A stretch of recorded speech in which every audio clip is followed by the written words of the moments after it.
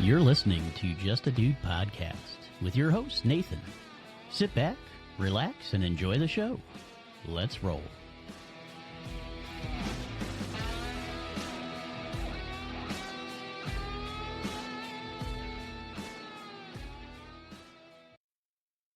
What's up, dudes and dudettes? Welcome back to Just a Dude podcast, where we dive into the wild, the weird, and the downright fascinating with some of the coolest people around. I'm your host, Nathan, just a dude trying to figure out life one convo at a time. Today, we're stepping back into the 9th century with a twist of love, power, and defiance. I've got an awesome guest joining me, author, historian, and storyteller extraordinaire, Deborah Morris. She's here to talk about her historical novel, The Girl of Many Crowns, published by New Classics Publishing. So grab a drink, settle in, and let's get medieval. All right, let's bring her in. Deborah Morris is the mastermind behind The Girl of Many Crowns, a novel that's got Viking raids, royal drama, and a runaway queen who's not afraid to flip the script.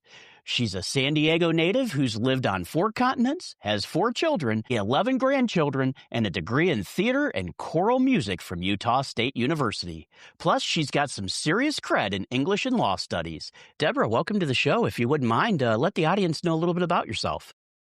Well, I am so happy to be here, Nathan. Thank you for inviting me. Deborah Morris, my name and my author name is D.H. Morris, because there's so many Deborah Morrises out there, apparently, who have written books.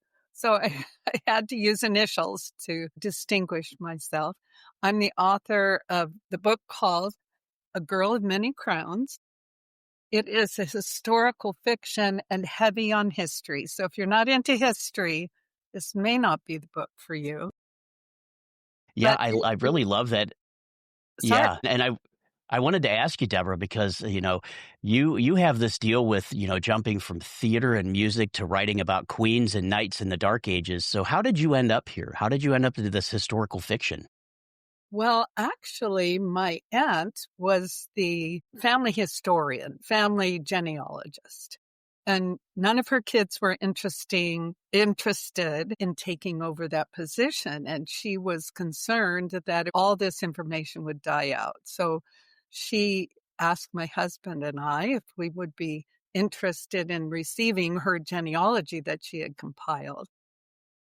And I was looking through it. I knew that we had some royal connections. But when I looked on the tree, I saw something that didn't look right to me.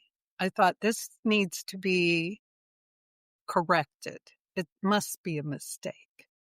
I saw the Princess Judith, first princess of France, married at 12 to a 50-year-old widower, King of Wessex, which was the main area of England at that time.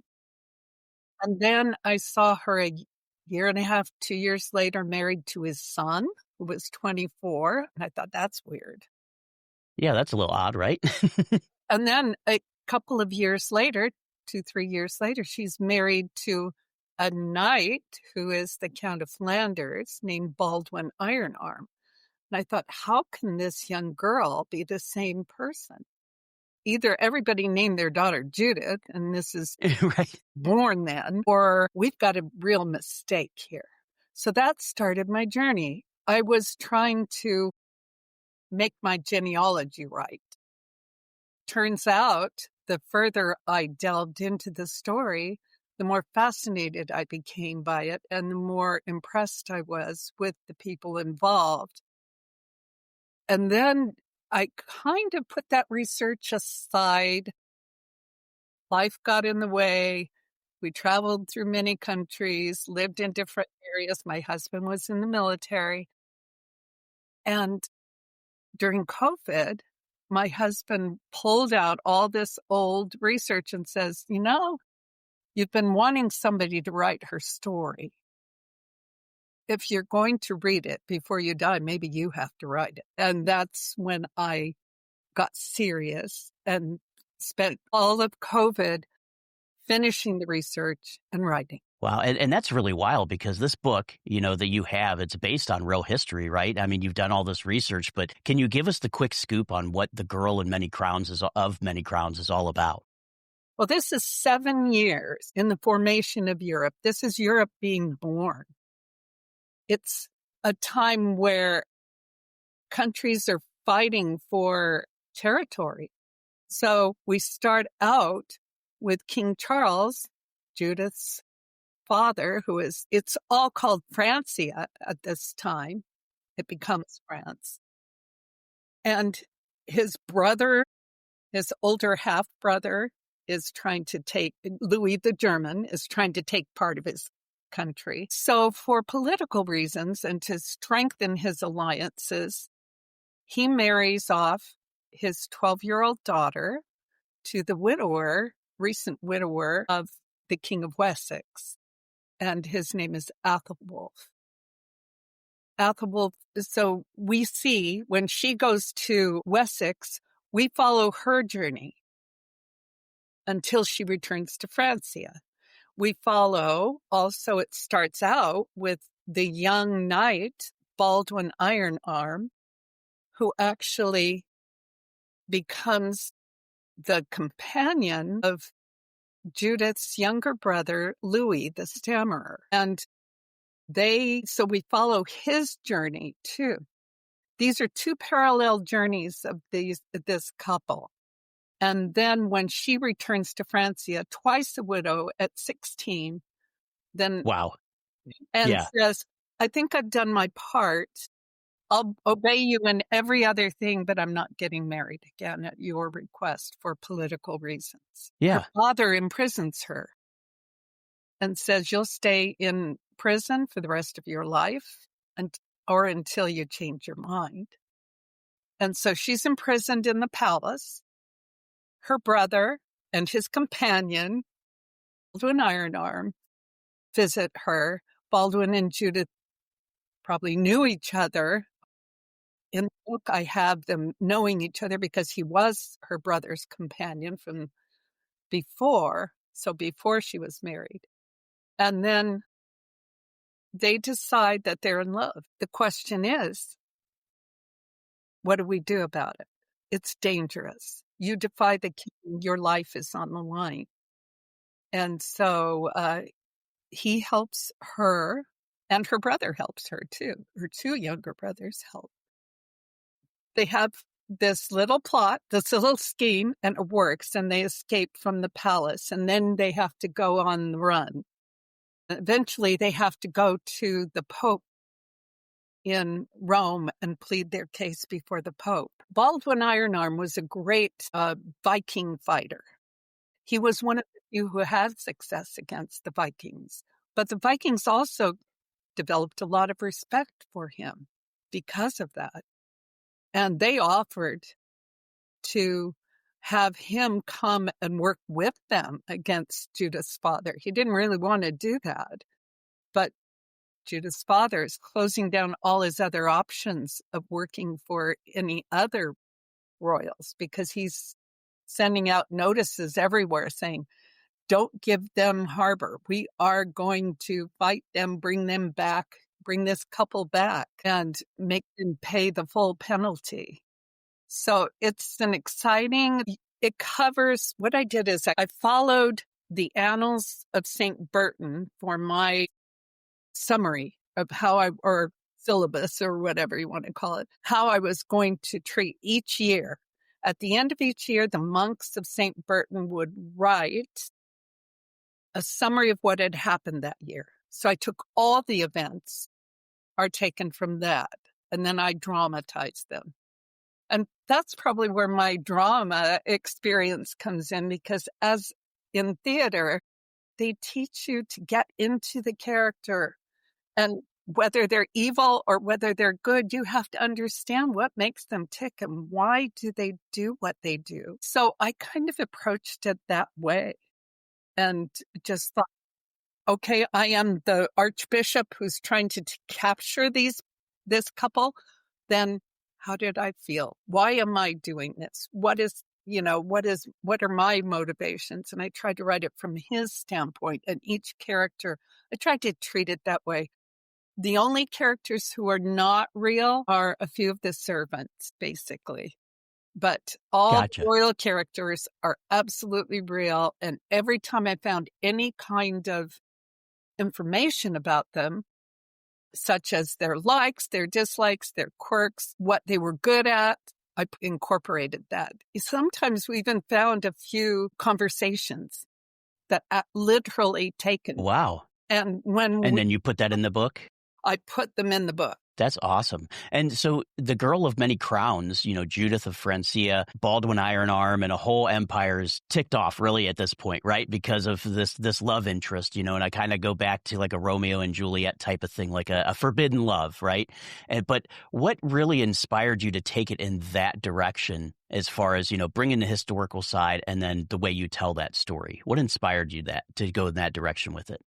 Well, I just was fascinated by the whole journey of both Baldwin, starting out excited about being in the service of the king, a young 16-year-old. Sure. And wanting to please the king, taking an oath to protect him and his family. And then he grows. We see his growth as he becomes a count in his own right after doing some very brave and valuable things, service for the king. Then we see Judith. She starts out as a pawn. She really is just raised to do what I'm told to do. And it's for the kingdom and for my family. And we see her journey as she goes through one marriage where she's treated like a child, but that's okay with her because she is a child and she Right. She was really young, right? Very much as a father figure. And then her second husband, who is not kind to her. And she finally figures out in her own mind what life is really about. And that marriage, in her mind, should not be a political baseball. It really should be a joining of two people who actually love and respect one another. Essentially what we think of marriage today, right? Which was obviously quite different back in medieval times. Well, still today, in royal families, they are up until recently, they were expected to marry who they were expected to marry. In fact, arranged Charles marriages, would never have married Diana Spencer if he had had a choice. He wanted to marry Camilla from the very beginning, and his family wouldn't let them. We have a princess of Japan who, I think it was 2021, she fled Japan rather than be forced into a marriage, and she married because she fell in love with a commoner. So they're living in New York, and he finally passed the bar and is an attorney, but he's a Japanese, but he was a commoner. So in some areas, it's still very much alive. Yeah. I think the British have finally figured out that doesn't work because right. But it took them a while. Yeah. Absolutely. And I mean, these are all traditions and different things that we've, that people have done over the years that, us here in the United States maybe take for granted because, we have always been, I don't want to say always, but, from a modern history, we've had the ability to do our own thing. But we have cultures here. I know people of the Indian culture that still have arranged marriages or had an arranged marriage, so it's not that off from today. We don't see it as often, especially in our country, but it's not off. It still happens around the world, which is pretty fascinating.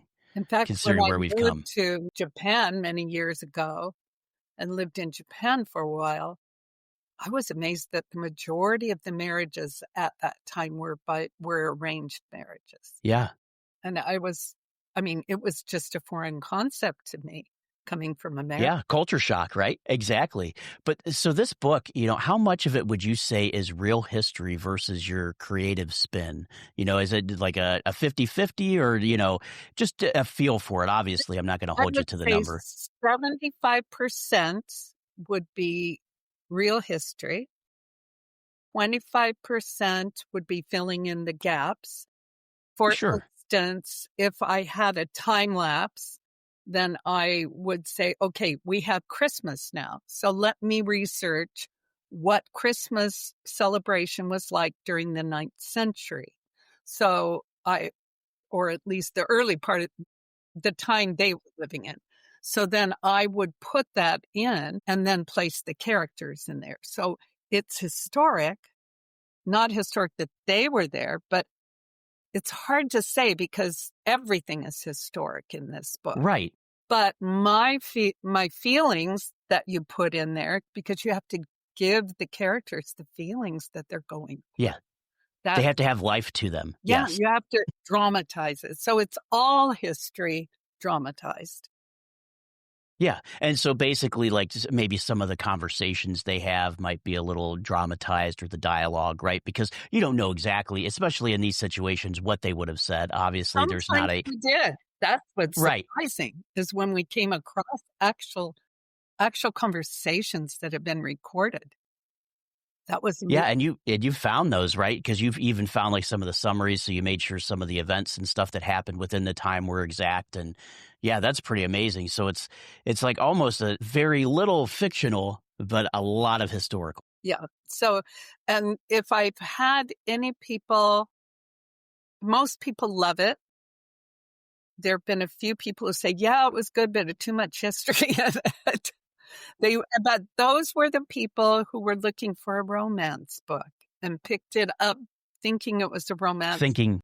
It's more, I would say, almost more an adventure book, an epic of a family, 7 years in the life of Europe being formed, giving birth to Europe and everything that's going on, the politics, Viking attacks, everything that's going on, all the threats that are coming, the wars, the assassinations. And yes, with a touch of romance, but it's not romance focused. So I do want to make that clear to people. I don't want to mislead them and have them pick it up hoping it's romance. Sure. Right, exactly. And Deborah, on this, Judith just really got some guts in this book, right? I mean, she's married very young, then widowed, and then says nope, like you said, to her third marriage. But for you, what was it like, writing her as this rebellious teen? And essentially, we call her a teen in today's standards, but she really had to grow up fast, right? Being married at such a young age. I know this sounds strange, but I almost felt like all these years, it's been decades since I first started doing the research and knew her story. I feel like she's been on the other side, just prodding me and saying, tell my story, tell my story. And so at least now I've told her story. It's interesting that you call her a rebellious teen because half of the historians see her as that, and the other half see her as a courageous young woman who stood up for it. And so there's a clash there. And I can see where both sides come in. Her father obviously saw her as rebellious teen. Absolutely, right? All his followers.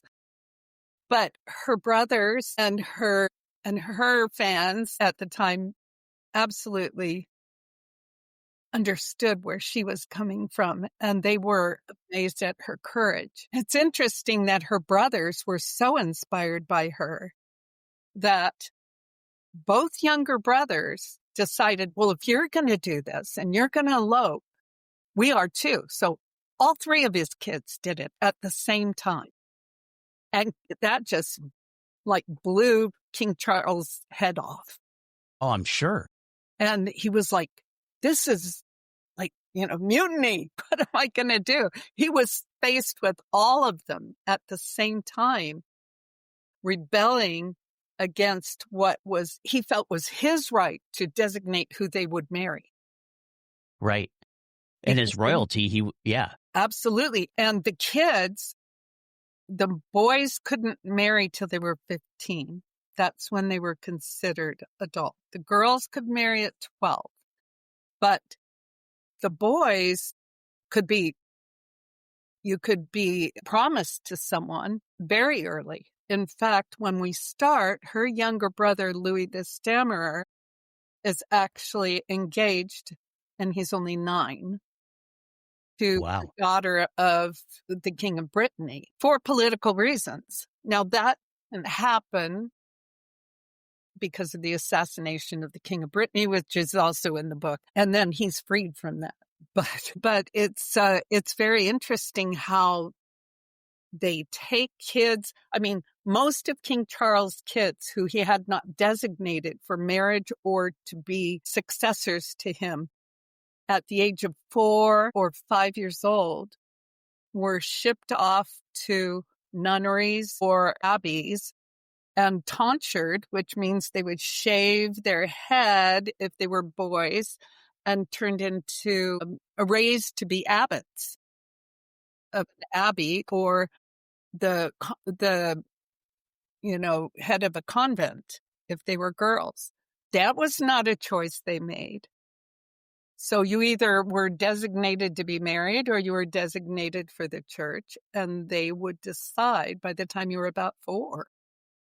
Wow. Could you imagine that today, to be predetermined that young? I mean, especially us in a free society where we're free as I think anybody's seen, to sit here and think that these people were, by the time they're 4 years old, promised to either the church or to someone else to marry. And, I realized back then that was a way to combine families of different royalties so that they could get protections from each other or trade deals, things like that. It was all political, like you said. But it's just, imagine if you were used like that today. It would never go off like that, would it? I'm glad. Yes, me too. I mean, I couldn't imagine being, become, 12 or 13 and say, hey, by the way, you're going to marry this person, or by the way, you're going to an abbey, right? And you're going to be an abbot. And it's like, wait a second, this isn't what I thought was going to happen. But yeah, it's amazing, and it shows us where we've come from, too, as a society of people, and where we still have to go yet, because like we've already talked, this is still happening. Some of these things are happening across the world, not exactly, maybe not to this much, detriment or as much as it happened, but it still happens, and it's good for us to learn from our past and figure out where we're going to go from there. But I love that, Deborah. And, Baldwin was also a big thing. Basically, he's a loyal knight, right, that turned rescuer, but, what was his deal? Because he was based in fact as well, right? Definitely. And you have to see that he's faced with a very difficult choice. If you promise to protect and defend the king and his family, what happens if his family needs to be protected from the king? You're going to break your oath one way or the other. What does loyalty mean? Where does your desire to serve also become detrimental to somebody else? Exactly. It's a difficult decision. It was a difficult choice for him, I'm sure. It's definitely different, yeah, least because it they were ends very happily. dedicated, right? The book ends very happily. They go on. You can look it up, I suppose. So that's the problem with We'd prefer actual you read Deborah's history. book, though. There's Yes. no spoilers because you can look it up in history as Right. it happened. But they had 5 children together. Well, that's amazing. So they actually, I don't want to say lived happily ever after. I definitely want to push people to the book to find out what happened, right? Excuse me. But yeah, this is a great story of, like you said, a bunch of historical facts, a bunch of, to really show the readers and to really bring them into what it was like at this point in time, and to show them the different positions that people held within these different time frames. And, and why I say rebellious, right? I said rebellious later is because they rebelled against the king, which Absolutely. back then usually would probably mean your head, right? It would mean excommunication from the church as well. And that was a huge deal to them because they were very religious. And if you were excommunicated, basically that consigned you to eternal torment. Well, yeah. And even though this was his daughter, I mean, the same thing, there was still things expected of the royal family to do, and you don't go against the king or, queen if there was a queen at the time, right? Right. But yeah. That's it's just absolutely amazing how things have changed. Even if you look at that European structure of where things are now, we're talking about Francia, which is France now, right? And we're talking about Old Britain and things like that, and how things have changed so much. It's really kind of neat to look at it, to think of it that way, and to take yourself back in that time and not only learn about the historical facts and the way that things were done, but to see a love story that was true and factual. Yeah. It's Yeah. amazing. I love that. Now, Deborah, if it's okay with you, I want to switch gears just for a second. I like to do this little round called Dude Q&A, which is where I just ask you some simple questions that allows the audience to get to know you a little bit more on a personal level. So no overthinking, just really simple things. First thing, just so you know, this is how it's going to go, but favorite historical figure you'd want to have dinner with? Shakespeare. Oh, I love that. Yeah. What an amazing mind, right? Interesting. Cool dude. Well, Yes. that also speaks to the theater in me, I think. Yes. Right. Exactly. Your background. Vikings or knights? Who's winning in a bar fight? Well, Vikings had the better armor and the better weapons at this point, but the Vikings are dirty fighters, so it might be Vikings. Yeah. I like it. What's the weirdest thing you've learned while researching the Dark Ages? Actually, there were two really weird things. Well, there were lots of weird things, but one was that the forerunner of rugby or soccer actually started at this time in a little Wow. Welsh community that started on Christmas. They were vying for a boar's head, and they used that as their football. And they started the first game, which becomes our football, rugby, soccer, and that spread. And that Wow. was one. And the other, I was shocked to find out that there were actual accounts of dragons attacking people. The last one I read about was a farmer was killed by a dragon. And I wonder, what did they consider a dragon? But they have them in their banners and stuff I think it was 1500. It was that late. Maybe it was 1200. I don't remember. I'm sorry. But that's still pretty, recent for what we would consider, right? So yeah, but they at least believed in dragons at that time. Yeah, that's crazy. Mm-hmm. If you could time travel, 9th century or bust, or are you going somewhere else? I'd go to the 9th century mainly because I've done so much research into it. I really would like to check it out and see if see it firsthand, right? Yeah, see it's correct, how far off I was, and just absorb it.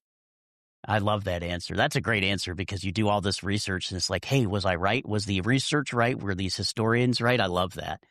If you're writing, coffee or tea to fuel you through your writing? Neither? Diet Dr. Pepper. There we go. I love it. Got to have something, right? Something to just keep you busy, keep you hydrated. Pepper. But that's awesome. I really love the answer about Vikings or Knights because I know, from some of the history that I've read in the past, Vikings were very, what we would consider dirty today, or as most people say, well, if you're fighting a war, you're doing it to win, right? So, exactly. I love that. But that was it. That was the Dude Q&A. So hopefully that wasn't too bad for you. I just love little quick, answer questions there, but I love it. But let's wrap up with some big picture stuff for you. And so you've lived all over, 4 continents. How did that shape the way you write about these old school European power plays? I think the experiences that I had with different people of different cultures, it teaches you that we're all the same. We all have the same passions, fears, desires. There are some people always of every culture who want to use power to do good, and others who want to use power just to get more power, and they don't consider other people. There's goodness. There really is evil. There's just selfishness and charity. Everything is really the same. In my opinion, that's also, if we were to go back in time, that people have those same desires and desire for love, honor, goodness. It's universal. Yeah.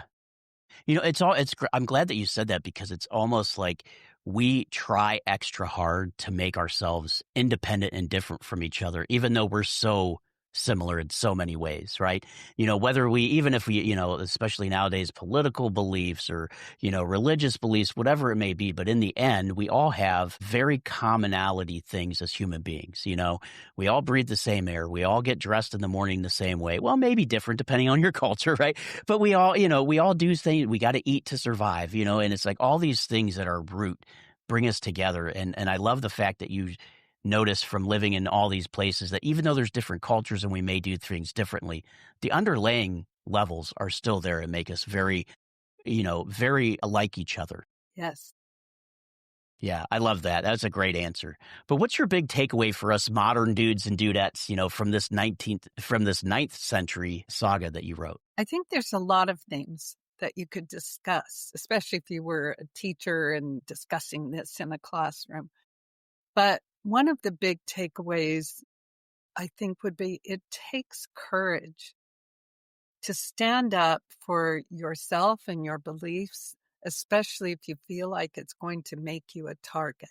But ultimately, it's the right choice.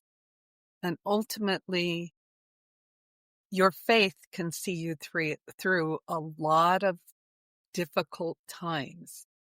And Absolutely. not to give up. I love that. And Deborah, it's so great that you say that because I think in this time, we just had the incident with, like him or not, Charlie Kirk a few days ago in the United States. And, we look at these things and say, that could have been any one of us. It could have been me on a podcast, could have been you as an author. Someone didn't like what you said, but we're really putting ourselves out there, making ourselves vulnerable. It's not to ostracize people, right? We want to educate people to know what different things are, but to also understand we're all the same. And in the end, we need to be better as human beings to realize we are all the same. We might have different thoughts now and then, but guess what? It's okay. It's okay to be different and to think differently. But in the end, we're all humans. We got to live together. So why make it so dangerous? But you're absolutely right. I love that you put that, you have to let your faith guide you, be a good guiding principle in your life, and not be afraid to get these stories and these themes out there that might cause people to talk. There might be some controversial things like, right? I mean, in the U.S., a controversial thing would be predestined marriage, right? Because we don't do that here. So it's nice to put it out there to realize we always have to be very cognizant of our past, because if not, we're doomed to repeat it, right? Absolutely. Well, I love it. Well, Deborah, I know we're getting up here, but where can people go to get your book?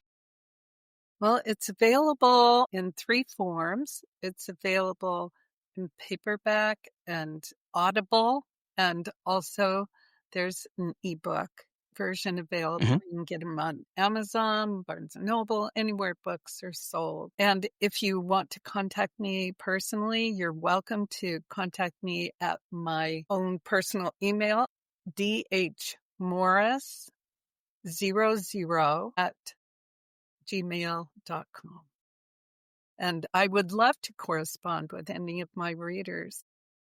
Yeah, and what I want to throw out there to all of our listeners too is when you read Deborah's book, make sure if you have any feedback, please give it to her. I know, like yourself, Deborah, and myself, we love feedback, right? Because it only helps us become better writers, better, at podcasts, whatever it may be. So please let us know what you think when you read it, and get in touch with Deborah so she knows. But Deborah, just so you know as well, like I said before, I'm going to have a guest page for you on justadudepodcast.com. So I will have your link. I'll have links to the book, any social media that you would have shared for me as well. So our listeners can go to justadudepodcast.com as well and look for your picture, and they'll be able to find that information. But is there anything coming up next for you, Deborah? Is there a next chapter or a new story that you want to tackle? Well, I've started writing a prequel to the book based on the life of Judith's grandmother, who she was named for. She was the empress who married, she was probably about 21, and she married the widowed Louis the Pious. He was the son of Charlemagne and had inherited Charlemagne's entire empire.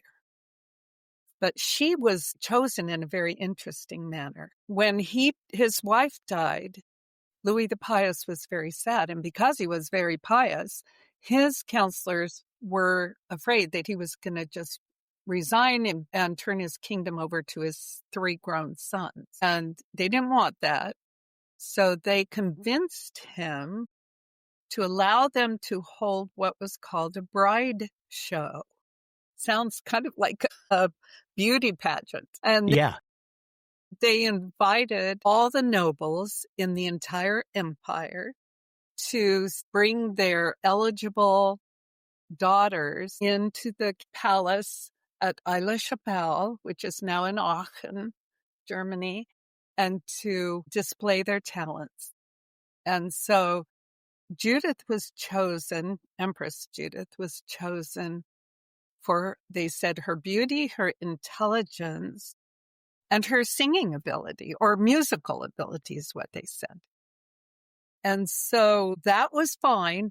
But when she gets pregnant, then tensions start to rise because the three grown sons have already had their parts kind of separated, what they're going to get from dad. Uh-oh, there might be another son, but she has a daughter. So then tensions go down, but not all the way because now they know she can have a child. The next child is King Charles, who is the father of our young Judith. And when he's born, it starts a civil war. And so they arrest their father, Louis the Pious.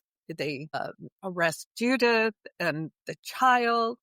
They would like to kill the child. They try to they bring Judith before several tribunals and trial by ordeal. And there's a lot going on, and there's treachery that's involved and all kinds of things.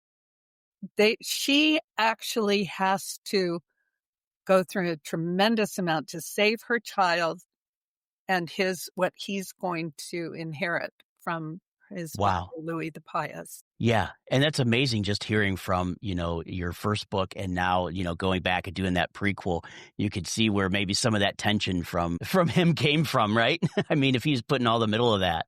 Yes. Yeah, that's going to be an interesting, I love that. And any idea on how long that will take? I have to assume it's probably going to take a while because you want to make sure you have your historical accuracies in there, right? And this is covering a much longer period of time than the 7 years. This is going to be covering more like 20 years, probably. Yeah. So, like literally a whole lifespan of someone, right? During that time, essentially. Especially if they got sick. I mean, they seem to have the same lifespan as long as they didn't get sick. But if you got sick, there's no way to treat you except these little herbs that not until the 90s did we even have antibiotics. It's crazy. Right. Yeah, we take that for granted nowadays, don't we? You do. But excellent. Deborah, excuse me. Sorry about that. I'm so glad that you joined me today, but I want to give you an opportunity. Is there anything as we come up on the top of the show, is there anything that you want to share additionally with the audience, or maybe some last parting words that you'd love to give them? I think what I got from this story, The Girl of Many Crowns, is that love, honor, respect, these are not old-fashioned values. This is what should be at the core of each of us if we want to be happy. And we shouldn't be promoting hatred for anyone. We should try to walk in their shoes, understand their point of view, and if you can't love them, at least be respectful. I think at this time in our history, as you said, that's what we need. The world needs a little more love and a little more respect and a little more kindness. Absolutely. Yep. I can't agree with you more, Deborah. And that is such great parting words because we do need that. We need more love, more respect. We may not always agree with what people do, but guess what? In the end, it doesn't really affect us. And as long as we can just show respect with them as a human being, in the end, whatever's going to be their judgment will be their judgment. But that's not up to us. Our job is to love each other, respect each other. We don't always have to agree, but, we're human beings. We're the same. Yes. So, yes.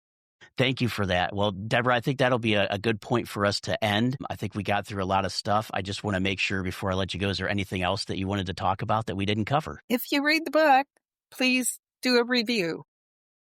Yes, exactly. Reviews are important, and very few people who actually read the book actually go in and do a review. But Yeah, reviews help authors. absolutely. All right, dudes and dudettes, go snag that book and let's keep the conversation going. You can hit me up on social media, wherever you vibe. Tell me what you think of Judith and Baldwin's epic stand. Big thanks to Deborah Morris for hanging out with us today. This has been Just a Dude Podcast. Stay curious, stay chill, and we'll catch you on the next episode.